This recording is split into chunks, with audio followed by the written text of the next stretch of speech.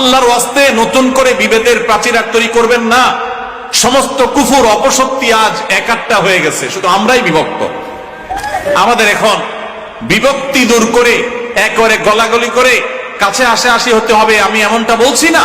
আপনি আপনারটা করেন, উনি ওনারটা করুক, মত পার্থক্য আপন জায়গায় থাকুক, কিন্তু দিন শেষে মনে রাখেন উনিও আপনার কেবলাকে কেবলা মনে করেন, উনি আপনার রাসূলকে রাসূল মনে করেন, উনি আপনার আল্লাহকে আল্লাহ মনে করেন, উনি আপনার কোরআনকে কোরআন মনে করেন, উনি আপনার হাদিসকে হাদিস মনে করেন।